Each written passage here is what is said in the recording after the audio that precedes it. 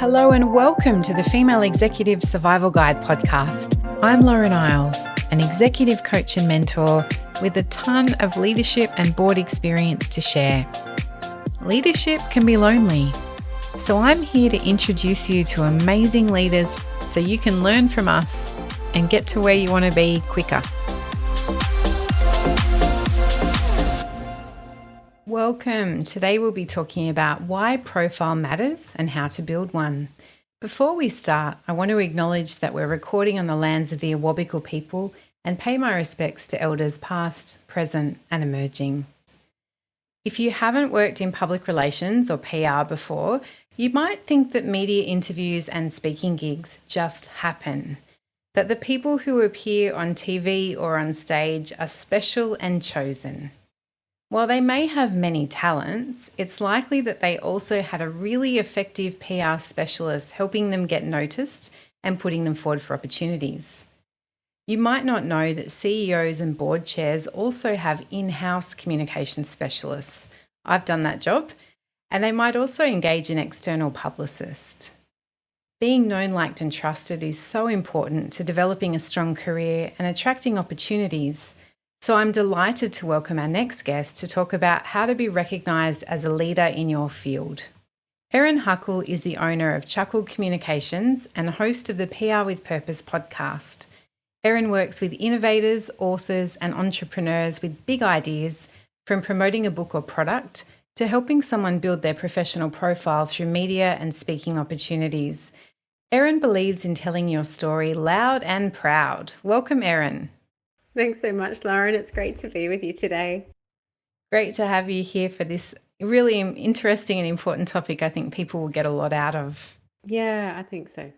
So let's get into it. As a business owner, you've needed to step out of the wings and onto the stage and be visible. What's that been like for you?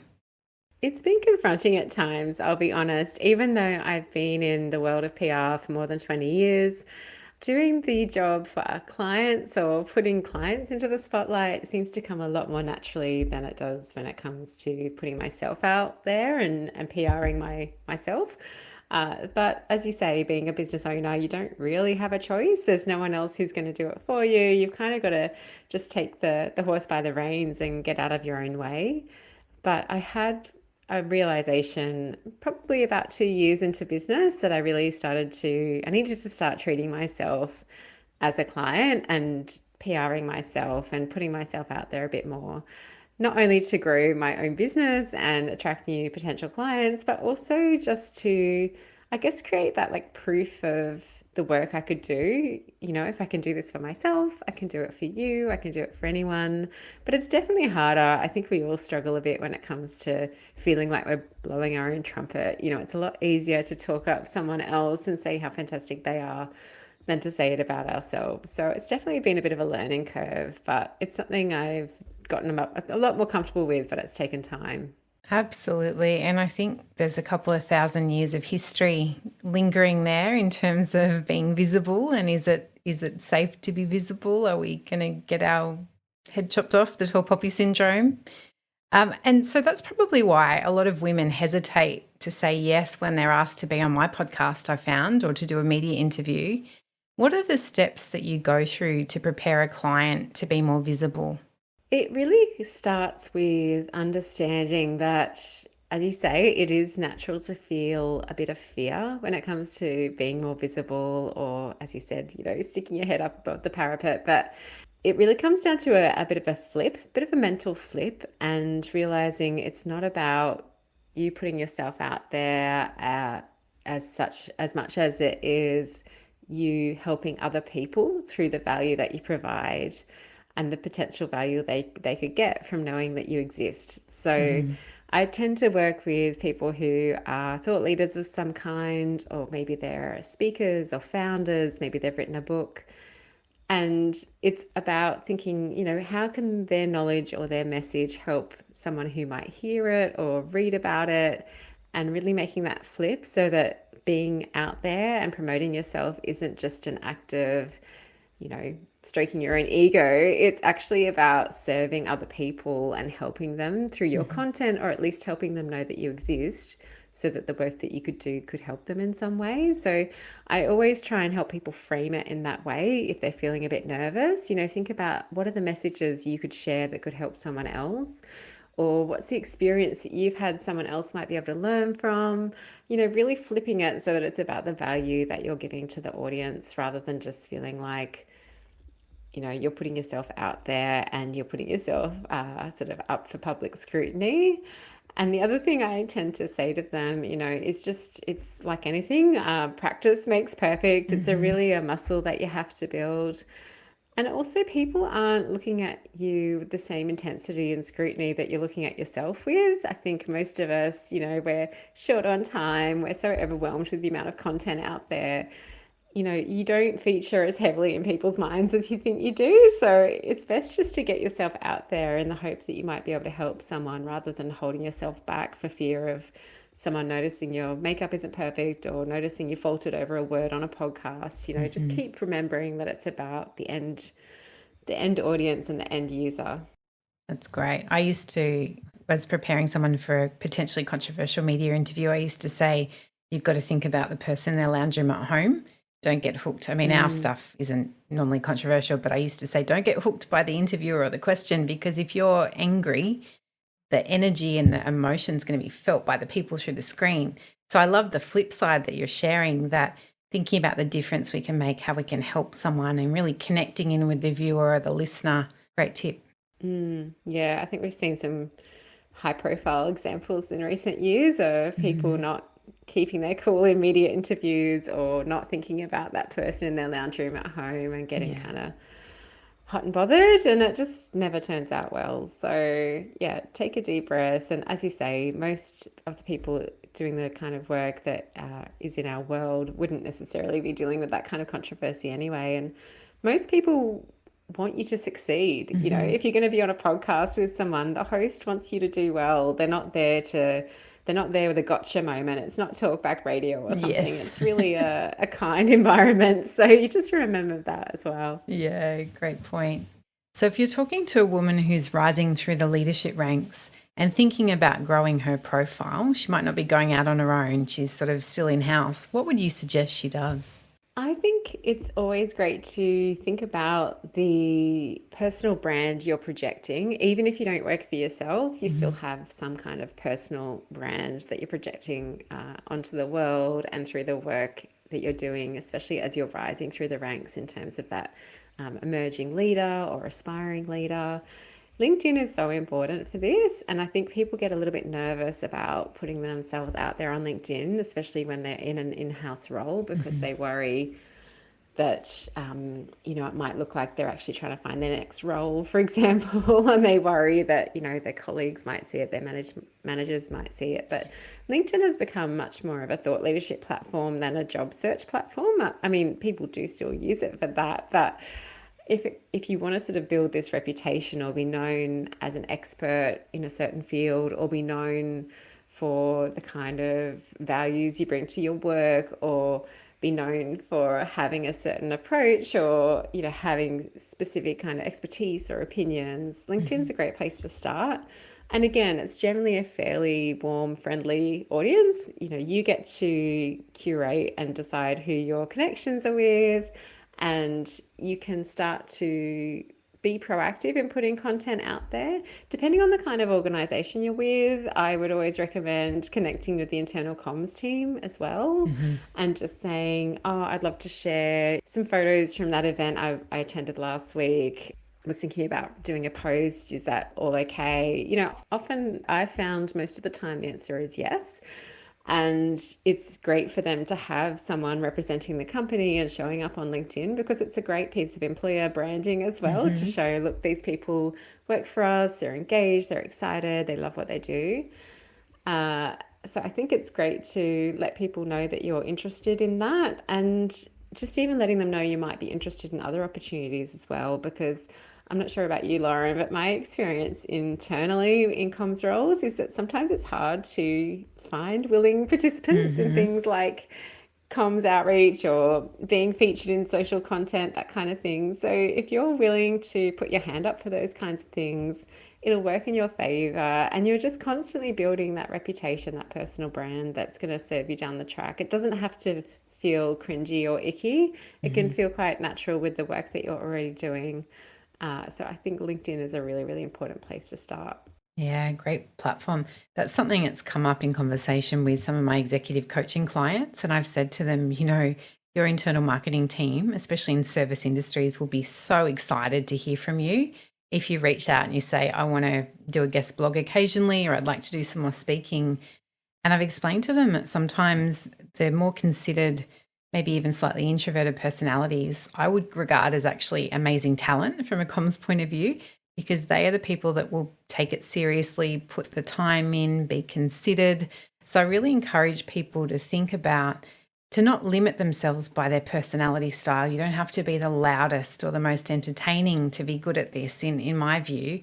What do you think about that with personalities? Absolutely. Yeah, I really believe that there is a place for every voice. And, I work with a lot of clients who would classify themselves as introverts or quite shy, but I agree with you wholeheartedly. That's not a reason to not show up. And I think the loudest person in the room often has the least interesting thing to say. So it's listening to the different types of voices. And that's why I love platforms like LinkedIn, or I love mediums like podcasting, because it's not about just being the person who, I don't know, takes all the air up in the room. It's actually having more considered, thoughtful conversations. And I really love that I feel, are moving more towards a diversity in the kind of content we're seeing. I have this fantastic former client who posted on LinkedIn this week about a piece she'd read in Forbes, which was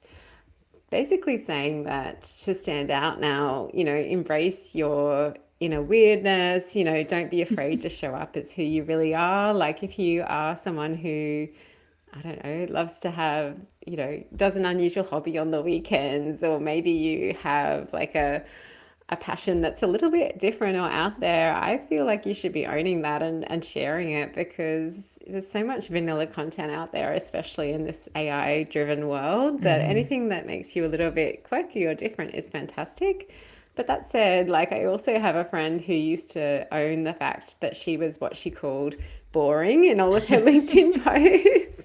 But she would say, outside of work, I'm quite boring. I like hanging out with my family. I like reading and going for nice walks. But actually, as a professional, it doesn't matter that I'm boring, because I'm really good at what I do and I deliver my work really well and I'm reliable. So she would sort of almost lean into that. So Nice. you can have a bit of fun and be yourself. Yeah. I like that. So, in terms of being more visible when you're working for someone else, have you seen that done well? Can you share some examples of what you've seen that's been good?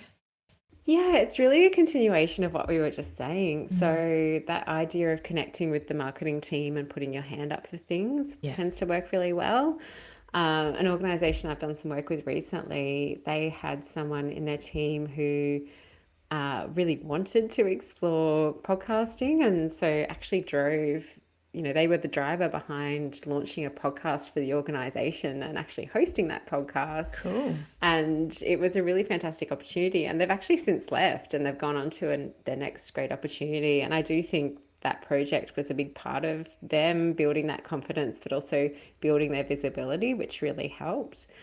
So that worked really well in their favor. And I think also, as we touched on before, even if you're not the person crafting the, blog article or hosting the new podcast, if you're someone who is amplifying that content, it can work really well as well. It just shows that you're a great ambassador for the business. You're really engaged with the content that's being put out by your organization. You might be going back to the marketing team with proactive ideas about things you've seen other people do well. So I think it's sort of having that hat on all the time, thinking a bit creatively about how you could be visible and represent yourself and the business in a new way. I guess I don't want it to sound like it needs to be just more things on your to-do list. I know we've all got a lot of things that we need to do all of the time. It's more just having that lens on things when you're looking at things, or if you are, say, out on the road for your work and you're visiting a client, or having some kind of meeting or even attending an event, then just making a note, making an effort to take some photos, share them on social posts, just be really engaged in the way that you're out there and connecting, and you'll start to get noticed for the right reasons. And I think that can only be working in your favor. Nice.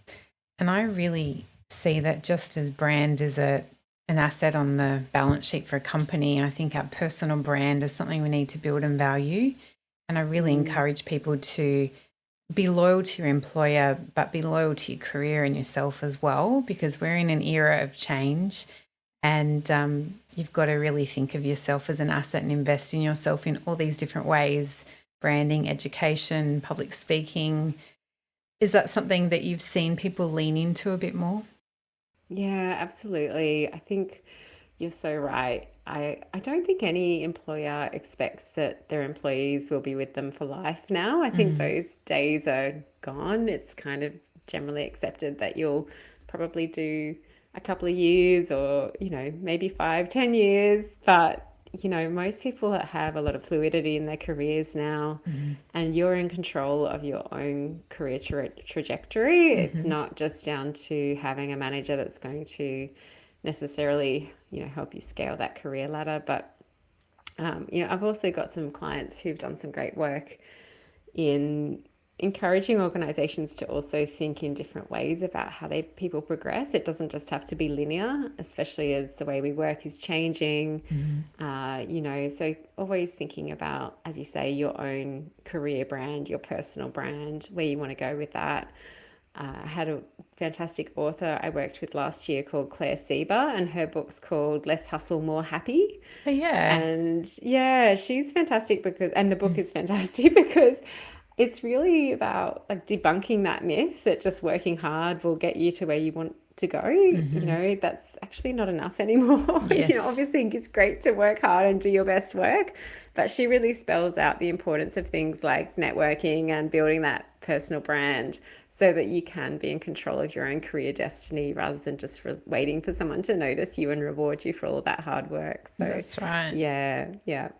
I'm writing my own kind of manual to help people, and I think about the fairy tale myths that we've grown up with of rather than someday my prince will come, someday my promotion will come.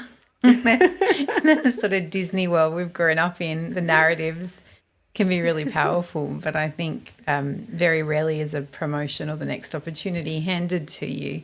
You've got to really be growing and building your strengths, and not always be the most visible or the loudest, but certainly be someone that's growing as a leader in the most well-rounded sense. Absolutely. Yeah, I love that that prince analogy. Yeah, I used to watch a lot of Disney, and I like shoes. There are so many options in terms of profile and PR, from joining boards, speaking at industry events, leaning into social media. Can you recommend the top 3 for 2025? Yeah, it's hard to narrow it down, as you say, because there are so many great things you could be doing. I've already mentioned LinkedIn, but I'm clearly a big LinkedIn fan, and I do feel that that's one of the top 3 for 2025 is to really just get proactive on there. They're really hungry for content. So I do work directly with the editorial team there a bit, and they're really encouraging people on there to share video content, to, be proactive in their posts, to be creative in the way they show up. So it's not the sort of boring, bland landscape that it was maybe 5 or 10 years ago. It's really become a place where you can be interesting and interested and be part of the conversation. So LinkedIn would definitely be one of them. The second one would be podcasts. So whether or not you're already out there on your own, or maybe you're aspiring to become a leader within the work that you're doing, putting yourself out there as a guest on podcasts is fantastic. Even just starting to listen to more podcasts that are related to the work that you want to do, you'll start to find the ones that really resonate with you and the kind of people who are showing up on there. And I always encourage people as well to, make it a two-way street. So if there's a podcast that you love, like even if you don't necessarily want to be a guest, connect with the host and say why you love it, or connect with their guests. All of it is a great way to keep building your network. But if you do have something you want to speak about or an experience you want to share, then putting yourself forward for podcasts is a great way to do it. And it doesn't have to be scary. It can just be a conversation just like you and I are having today. So I think that's brilliant. And then the third one is just any opportunity to speak. I would say go for it in 2025. I think so many people are still really frightened of the idea of speaking. And I don't know, we picture some kind of huge stage with a blindingly bright spotlight and a huge crowd of people sitting there judging us. But actually, there are so many different ways to speak. It doesn't have to be that kind of thing unless that's what you want to do. But, even just being part of a panel event, speaking at internal events. One of my best friends works for quite a big financial organization, and she recently got to host a Q&A in front of the whole organization because she put herself forward for it. And she had such a great time. Obviously, it was nerve-wracking, but in terms of building her internal personal brand within the business, it was hugely valuable. And it also gave her the confidence to do more of that kind of thing because she realized she enjoyed it and she was quite good at it. So I think any opportunity to speak and really build that muscle is important, because we're going to see more and more of that in terms of opportunities to show up. And I think people are trying to connect more in person now. I know personally I'm going to more events in person. So even if it's a small, I go to some like smaller networking type breakfasts sometimes with women in my area. Even just going around the table and having a chance to speak there in terms of honing it doesn't have to be an elevator pitch, but just getting confident in saying who you are and what you do and who you do it for and why you're good at it. That's a great muscle to keep building as well. So I think speaking can open amazing doors for you down the track. And it's a great thing to be able to share on your LinkedIn. So everything is connected, but those would be my top 3 picks. But really, it's whatever feels like the right fit for you. If blogging is your thing, go to town. But just whatever you choose, try to repurpose things and make them work harder for you. So if you do appear on a podcast, make sure you share it with your network, or if you do write an article, share it. Don't just keep it to yourself. Keep spreading the word and amplifying your own success. That's great. And 3 very actionable insights if we think in the next 12 months. Do something on LinkedIn, put your hand up for a speaking opportunity, and pitch for a podcast interview. That's very doable over 3 months, isn't it? 1 per quarter. Oh, not even. Not even. Yeah. Sounds easier again. Easy peasy. I've found that as I've built my confidence in speaking, which like putting my hand up to facilitate a community liaison group years ago, 10 years or so, was fantastic because it really honed my leadership style as well. And whether I've been doing the big executive manager role or chairing a board or an in-house coach role, you really learn to experiment with your style in a way that draws out the contribution and the talents and the wisdom of everyone in the room. And that's something that I really cherish now. When you're able to speak, which is a privilege that a lot of women in the world do not have, you're able to really hold space to bring out the best in everyone and to really create that environment of respect and goodwill where everyone's valued.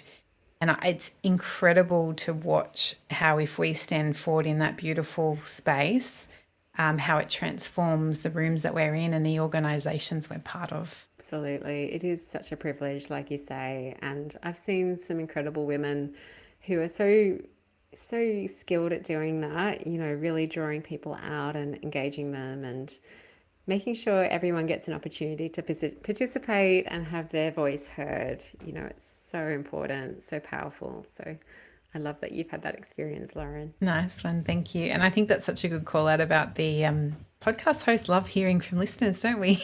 we sort of put things out there and we hope that it's resonating and we hope it's connecting. And I've only been going a few months, but I've had a couple of lovely people reach out. And it really means a lot to know that we're putting our time and energy into something that is connecting and is offering value to someone and is celebrating our wonderful guests, which for me is part of the reciprocal thing as well of supporting and inspiring women, celebrating the women in public life and promoting what my guests are doing as well. So So please reach out to us, to both of us, if you like what you're hearing. And we also love reviews. Please do. We love positive Yes. reviews. That's my We shameless do. plug. I know it can be such a one-way street. I think, well, as we both know, being fairly new to podcasting, it's a lot more, I don't know, it's a lot more quiet than I expected. I don't know. Yeah. I thought I'd put the podcast out. I don't know what I was expecting. People to start ringing the phone telling me how great it was. But yeah, it does mean whenever I get feedback or someone says they loved a particular episode, it just makes my day. I'm getting this visual of some kind of teenage show that I watched back in the 90s, like Degrassi Junior High in a community radio station or something. And I think I had something in mind like that. I don't know about you. Yeah. Not quite. Not quite the same. No. So you've mentioned that your superpower is helping people talk about their expertise and achievements without the cringe factor. I still have the cringe factor, but I've decided to feel the cringe and do it anyway, to reframe a popular novel, and let my purpose be bigger than my fear. So has the cringe gone away for you? Yeah, it's almost all gone. I still have small bouts of the cringe, but I've gotten a lot better at not feeling the cringe and doing it anyway. I love that that riff on the title, because it really is just, the more that you do it, the less cringy it is. And I often say to my kids, if they're feeling self-conscious or embarrassed, I say, like, no one's looking at you as much as you think they are. Yeah. Like, it really, and I think, if anything, if people are looking at you and judging you, they're not the right people for you anyway. So the longer I'm in business and self-employed, the more I realize that if I keep showing up as myself, then I'll attract the kind of people I want to work with, because they'll, you attract the people who warm to you, and the more you can show up and show them who you are, the more opportunities you have for people to like what they're saying, or maybe not like what they're saying, and that's fine. Then you're not going to waste each other's time in potentially working together if it's not the right fit. So yeah, feeling the cringe. And I loved what you said then about the purpose being bigger than the fear, because it comes back to what I was saying at the beginning, which it's that flip. What could you be sharing that could help someone else? What advice could you be giving someone that could actually really change their life? Or even if it's a small thing, how could you make someone else feel seen, or help them relate to something that you've had, share an experience that they might see themselves in and think, I feel less alone now that I know that you also struggle with that, or that you've also dealt with something similar. So yeah, it's a tricky thing. And I think, as you said earlier, especially as women, we can get in our own way a little bit, but we really need more women's voices to be heard, and we need to keep that diversity out there in terms of the media landscape. We need to build on that, and we need more and more people to be sharing their stories and really building each other up. So thank you so much for having me on your podcast, because it made my day when you connected with me, and I know I'm going to have you on my podcast soon too. So I think we both share this passion for amplifying the voices of amazing women. So Absolutely. Yeah, it's important. Thank you so much, Erin. I really enjoyed tuning in. I listened to a few episodes back to back, sort of either end of my workday. And, I think the value that we're able to put out there in sharing our knowledge is so appreciated. I certainly appreciated the insights that you and your guests shared. So looking forward to staying in touch. And thank you so much for joining me. Oh, thank you so much for having me. It's been such a joy, and I really hope it helps some of your listeners take a bit of action over the next year and start to be more visible. So thanks for the time. Nice, thank you. So listeners, we would love to hear what 3 actions you take in the next 12 months. You can come back and comment underneath this post that you'll probably find on all good social media channels or on the podcast page. And if you're inspired by this conversation, please leave a review. And if you think it'd help one of your friends, feel free to share it with them. You'll be able to find links to Erin's website and social media in the show notes. And if you'd like to connect with me, if you're looking for a coach or mentor, you can find me at laureneyles.com.au. Until next time. Thank you for listening. This podcast was recorded on Awabakal country on Australia's east coast. All advice is general in nature. If you liked this podcast, please like, rate and share. You can connect with me at laureneyles.com.au.